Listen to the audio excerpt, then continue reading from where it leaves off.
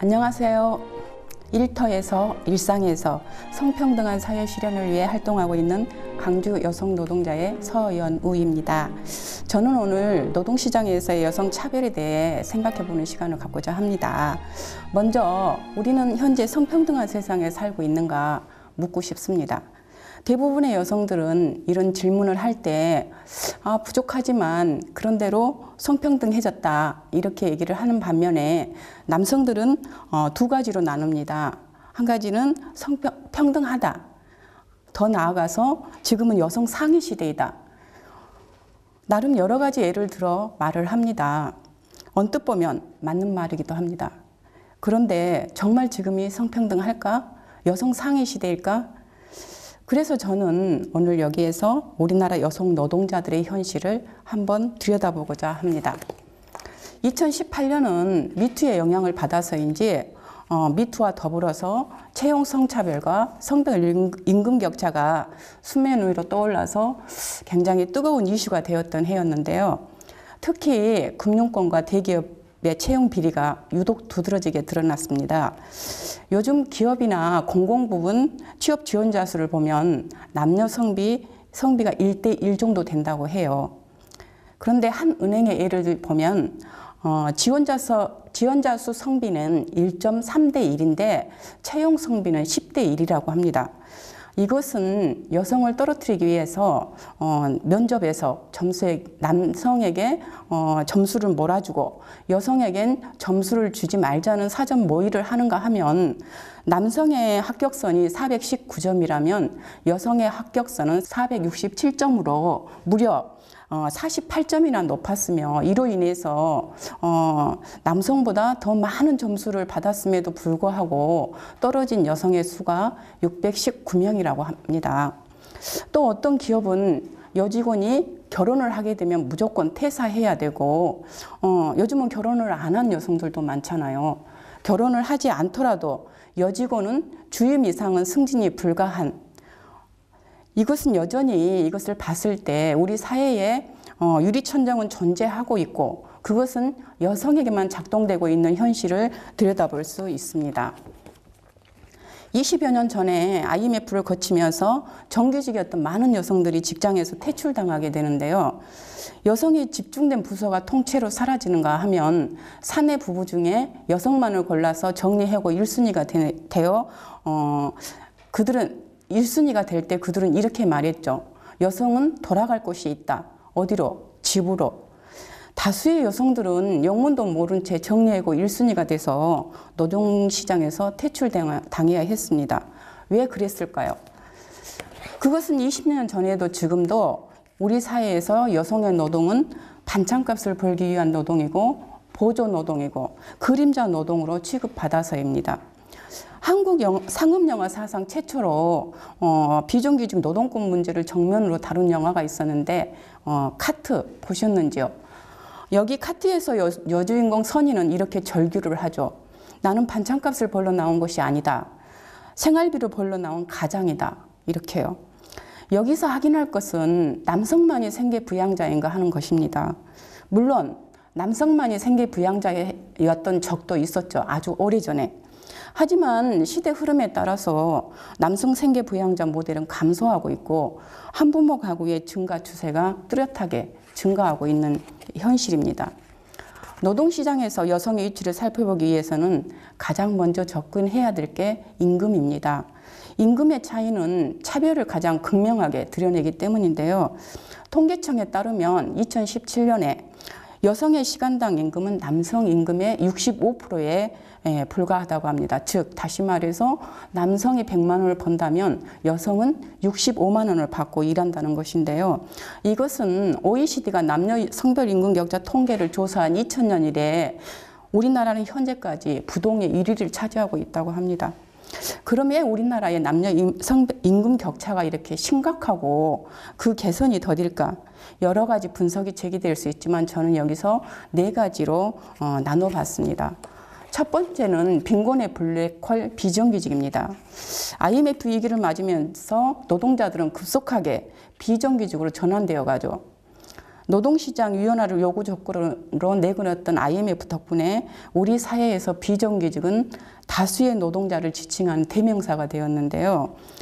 IMF를 거치면서 정규직이었던 많은 여성 노동자들이 직장에서 퇴출되었다가 다시 그 자리에 혹은 그보다 더 열악한 비정규직으로 채용되어서 노동시장으로 다시 편입되어 옵니다. 여성이라서 비정규직이고 비정규직이라서 저임금입니다. 이것은 다시 저임금이라서 여성을 채용하는 악순환의 연속이 되는 거죠. 불안정한 고용과 저임금으로 상징되는 비정규직은 그 숫자에서 남성보다 월등히 여성이 많습니다. 비정규직이 낮은 임금을 받은 이유는 기본임금 자체를 낮게 책정해서 쓰고 버리는 부속품 취급을 하기 때문인데요. 거기다가 각종 유급휴가나 상여금, 퇴직금 이런 것들이 노동 조건에서 적용이 제외되는 경우가 많기 때문입니다. 또한 최근에 두드러지는 현상 중에 하나는 시간제로 계약, 쪼개기 계약입니다. 시간제 계약은 시간제는 노동 시간을 줄이고 임금마저도 꺾어버리고 있는 것을 말하는데요. 지난해 용역업체 소속으로 청소일을 하는 A씨가 상담을 해왔습니다. 학교 내에서 청소일을 하고 있는데 점심시간이 3시간이나 된다. 하루에 쉬는 시간을 그렇게 많이 잡아도 되는가? 이렇게 묻는 거는 A씨의 사업주가 일하는 시간 중간에 휴식 시간을 무려 3시간이나 넣어서 임금을 꺾고 있었던 것인데요. 또 초등학교 돌봄교사 B씨, 월 60시간 이상이면 근로기준법상의 근로자 신분이 돼서 2년 이상 일할 경우 무기계약직으로 전환해 주어야 됩니다. 그런데 학교에서는 이 무기계약직 전환을 회피하기 위해서 노동시간을 강제로 조정하고 있었던 건데요. 실제로 수업 시간보다는 수업 준비를 하는 시간이나 서류 정리하는 시간이 더 많이 필요로 함에도 불구하고 그 시간을 노동시간으로 인정하지 않는 것입니다. 이명박 정권에서 퍼플잡이라는 이름으로 확산을 시작했던 시간제 노동은 박근혜 정부 들어서면서부터는 시간 선택제 일자리라는 이름으로 확산되었습니다. 양질의 시간제 일자리라는 이름으로 여성의 일가정 양립에 도움을 준다는 일자리라고 선전하고 있지만 시간제로 일하는 노동자는 여러 고용 형태 중에서 가장 많이 늘어났습니다. 2002년에 81만 명이었던 게 2017년에는 266만 명으로 늘어났고 2018년에는 18만 명이나 되는 게 한 해에 늘어났고 문제는 그 대다수를 여성이 담당하고 있다는 것입니다. 시간제가 경력 단절 여성에게 자아 실현의 기회를 제공할 것이라고 말하기도 하지만 사실은 고용률만 높아졌을 뿐 임금 수준은 낮아졌고 고용의 안정성 문제가 대두되었습니다. 시간제는 여성에게 오히려 독이 될 수 있고 또 여성의 일자리가 질 낮은 시간제 일자리로 고착화될 것이 심히 우려되고 있습니다. 두 번째는 강요된 선택 경력 단절입니다. 우리나라는 독특한 여성의 경제활동 참가율 곡선을 가지고 있는데요. 여러분도 잘 아시겠지만 이른바 M자 곡선입니다. 여성의 경제활동 참가율이 아이를 낳고 기르는 시기가 되면 최저점으로 떨어지는데요. 최근 수십 년간 이 M자 곡선의 변화는 거의 없다고 합니다. 다만 한 가지 변한 게 있다면 그 최저점이 20대 후반에서 30대 후반으로 옮겨갔다는 것이죠. 이 M자 곡선은 경력 단절의 문제의 결과입니다. 노동시장에 참여해서 활발하게 일하면서 경력을 쌓아왔지만 출산과 육아로 인해서 노동시간을 잠깐 나가 있는 사이 이 쌓아왔던 경력은 없어지고 맙니다. 얼마 전에 종방된 노맨스는 별책부록이라는 드라마를 보신 적이 있는지요? 저는 아주 재밌게 봤습니다. 이것은 경력 단절을 다룬 드라마인데 현실에서 꽤 많은 사람들이 겪는 일이어서 여성들이 많이 공감했던 현실 드라마라고 얘기를 하고 있습니다. 드라마에서 여주인공은 37세의 경력 단절녀인데요. 이혼 후에 재취업을 위해서 고군분투하지만 오히려 많은 나이 때문에 광고 회사에서의 경력과 고학력이 오히려 발목을 잡죠. 결국 학력을 고졸로 그리고 경력을 신입으로 바꾸어서 이력서를 허위로 작성하고 계약직으로 겨우 취업을 성공합니다. 이렇듯 능력이 있어도 뽑아주지 않는 사회, 어쩔 수 없이 스펙을 다 없애버리고 계약직으로 들어가야 하는 사회, 노맨스는 별책 부록에서 이런 것들을 잘 풀어놓은 것 같습니다. 이렇듯 단절된 경력을 등에 업고 다시 노동시장의 문을 두드려보지만 주어지는 일자리는 저임금의 비정규직 일자리일 뿐입니다. 경력 단절은 여성의 짧은 근속연수와 비정규직이라는 결과를 가져오며 이 또한 저임금으로 연동이 됩니다. OECD에 따르면 한국 여성 10명 중에 4명은 저임금 노동자도 이것도 OECD 회원국 중에 가장 1위를 기록하고 있다고 합니다. 그렇다면 대한민국 기혼 노동자들에게 경력 단절은 피할 수 없는 숙명인가? CC는 규모가 30명 정도 되는 병원에서 임신 9개월인 상태에서 일하고 있었습니다. 출산 후에 계속 근무를 물었을 때 본인도 알 수 없다 이렇게 답을 했습니다. 본인은 출산 휴가 후에 바로 육아휴직을 쓰고 복귀해서 계속 일을 하고 싶은데 이를 회사에 말했을 때 회사에서는 이렇게 말했습니다. 우리 회사는 출산휴가, 육아휴직은 전례가 없다. 앞으로 선례도 남기고 싶지 않다. 이거는 뭘 뜻할까요? 회사를 그만두라는 말을 돌려 했을 뿐 해고나 다름없습니다. D씨는 일을 하면서 아이를 키우는 직장맘입니다. 그런데 요즘 고민에 빠졌습니다. 일을 계속 해야 되나 말아야 되나. B씨의 월급은 175만 원 최저임금선입니다. 일을 그만두고 아이를 맡길 곳이 없어 아이를 돌봐주고 있는 친정엄마에게 월 100만 원의 생활비를 드리고 또 출퇴근하는 교통비, 중식비 이러저러한 것들을 제하고 나면 손에 잡히는 거는 20만 원에 불과합니다. 이것 벌자고 아이도 나도 친정엄마도 이렇게 힘든 직장생활을 계속해야 될까? 그럴 바에야 몇 년 아이를 키워놓고 다시 일자리를 구하는 게 낫지 않을까? 이것은 비단 이 D씨의 고민만이 아니고 포털 사이트에 게시판에 심심찮게 올라오는 고민입니다. 이런 글에 달리는 수많은 댓글은 종합해보면 대체로 200만 원이 넘지 않으면 직장을 그만둘 것을 권하고 있습니다. 여기서 볼 때 직장맘의 손익분기점은 200만 원 선에서 결정되고 있는 것입니다. 또 경력 단절은 일 자체의 문제이기도 합니다. 많은 여성들은 현재 하고 있는 일에서 가치를 찾지 못하는 경우가 많은데요. 대체로 실무만 담당하고 있고 하위직에 머물러 있기 때문에 언제 그만두어도 다시 이 정도 되는 비슷한 일자리를 잡을 수 있을 것이라고 생각하기 때문입니다. 승진에 대한 가능성이 차단된 유리천정을 보면서 여성들은 차단된 가능성 속에서 경력 단절로 내몰리고 있는 것입니다. 결국은 저임금과 일자리의 질 문제, 유리천정은 지속적으로 경력 단절에 관여해 왔다는 결론에 이르게 되는데요. 여성 노동자들에게 모성권은 법에는 명시되어 있지만 현장에서는 지켜지지 않는 대표적인 권리 중에 하나이고 더군다나 비정규직에게는 그림의 떡일 뿐입니다.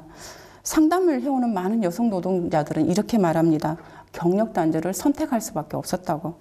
보장되지 않는 모성권 때문에 회사와 다툼할 기력이 없어서 그만두는 것을 선택해야만 했고 또 아이를 믿고 맡길 곳이 없어서 스스로 사직서를 선택했고 또 아이는 3년 정도는 엄마 손이 필요하다는 사회적인 인식과 주변의 압박으로 사표를 선택해야 했다고.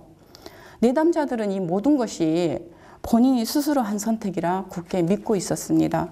하지만 이쯤 되면 노동시장을 떠나는 여성 노동자들의 선택은 강요된 것입니다. 만약에 모성권이 지켜지는 사업장에서 눈치 보지 않고 출산휴가, 육아휴직을 쓸 수 있었다면 또 아이를 믿고 마음 편히 일할 수 있는 여건이 되었다면 육아는 반드시 여성이 해야 된다는 사회적인 압박과 고정관념을 깰 수 있었다면 여성들은 경력 단절이라는 나쁜 선택을 하지 않았을 것입니다. 선택이란 다른 여러 가지 선택지가 있을 때 가능한 것이지 이런 상황을 여성이 스스로 한 선택이라고 말할 수는 없을 것입니다. 이것이 바로 임금 격차의 핵심입니다. 세 번째는 여성 노동자의 대부분이 영세 사업장에 몰려 있다는 것인데요. 우리나라는 사업체의 규모에 따른 임금 격차 및 노동 환경의 차이가 매우 큽니다. 대기업에서 정규직으로 일하는 노동자일수록 임금이 높고 또 복지가 잘 되어 있는 것은 당연한 일이 되어버렸죠. 문제는 노동 조건이 좋은 대기업에서 일하는 여성들이 소수에 지나지 않다는 것입니다. 성차별 채용, 승진의 보수성, 유리천정의 존재, 그리고 진입 장벽 등이 여전히 여성에게 작용되고 있고 또 노동 조건이 좋은 대기업에서 여성이 배제되고 있음을 확인할 수 있습니다. 여성들의 60% 이상이 30위 미만의 영세 사업장에서 일하고 있습니다. 영세 사업장의 특징은 낮은 임금과 불안정한 고용입니다. 사업장 규모와 고용 형태는 다시 조직률로 연동이 되는데요. 우리나라 노조 조직률은 다른 나라에 비해 형편없이 조조한 상황이고 그나마 조직된 노동자들도 대기업이나 정규직 중심으로 조직되어 있습니다. 노동조합에 가입하지 못한 여성 노동자들은 자신의 권리가 침해당하면 침해당하는 대로 현실을 받아들일 수밖에 없습니다. 그럼 왜 여성들이 영세사업장에 몰려 있을까?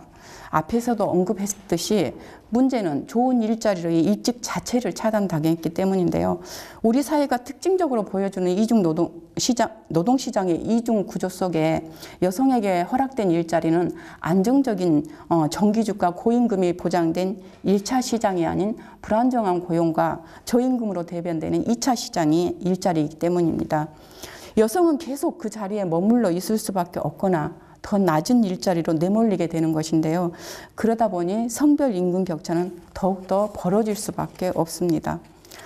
수십 년 만에 남녀 임금 격차를 획기적으로 줄인 두 나라가 있었는데요. 루안다와 아이슬란드입니다.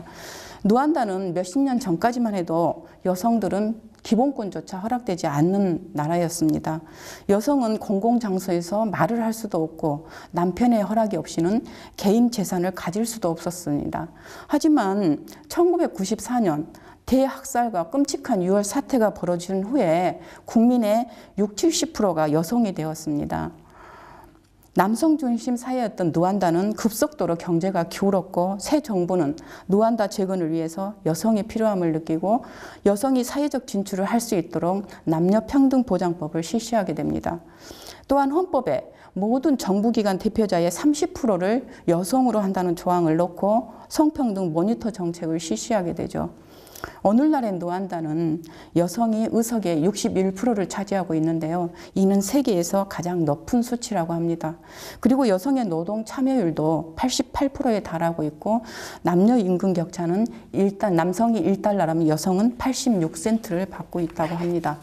아이슬란드는 이미 1975년에 남녀 임금 격차 항의 시위가 대규모로 이루어졌는데요. 이는 거대한 민간운동이 시작이 되었고 이로 인해서 남녀 평등 정책을 실시하게 되었는데요. 여성이 출산휴가를 6개월 동안 보장한다는 법이 의무화가 됐는데요. 우리나라는 아직 3개월인 거 알고 계시죠? 그리고 2000년에는 남성의 육아휴직을 의무화하는 방안을 추진했습니다. 그래서 휴가를 쓰지 않으면 이 휴가가 저절로 없어지는 제도를 도입한 것인데요. 이로 인해서 취업시장에서는 여성과 남성의 구분을 두지 않게 되었는데요. 누구를 뽑든지 육아휴직을 쓸 것이기 때문이에요. 그래서 이제 남녀 임금 격차가 남성이 1달러를 받는다면 여성은 90센트를 받게 되고요. 다른 나라의 예를 보자면 폴란드는 남성이 1달러를 벌 때 여성은 91센트, 그리고 이스라엘은 81센트, 가까운 일본은 76센트, 우리나라는 65센트로 가장 낮은 순위를 기록하고 있다고 해요. 네 번째는 단지 그대가 여자라는 이유 때문에 받는 성차별입니다. 우리는 지금 성별이 스펙인 사회, 아니 남성이 스펙인 사회에 살고 있습니다.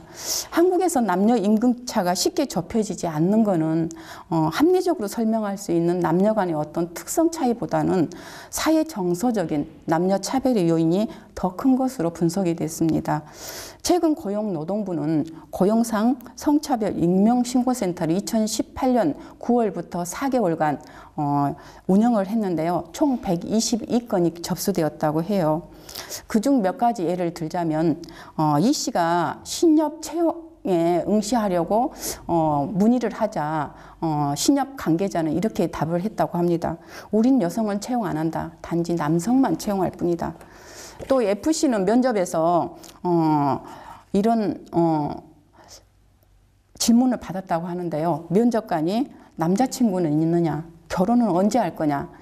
회사에서 성희롱이 발생을 한다면 본인이 우선이냐 조직이 우선이냐 이런 얼처구니 없는 질문을 했다고 합니다. 또 경력 단절된 지 씨가 취업 후에 회사에서 들은 말은 네가 만약에 아직 애가 없는 기혼자였다면 우리는 뽑지 않았을 것이다. 너가 애를 낳았기 때문에 출산휴가 육아휴직은 할 일이 없을 거니까 고용을 했다. 또 승진이나 근무지 배치에서 남성을 우대하고 여성만 특정 직군으로 의도하는가 하면 업무와 무관한 행사나 청소를 여성에게만 강요하는 등 승진에서 차별하는 사례가 접수되었다고 합니다.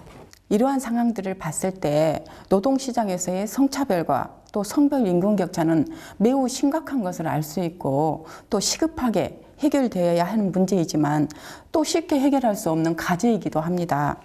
앞에서 언급했듯이 그냥 당신이 여성이라는 이유로 낮아져 버린 임금은 이제는 비정규직, 그리고 경력 단절, 성차별, 영세 사업장 집중 등의 요소들과 결합해서 지나치게 단단히 하나로 묶여버렸습니다.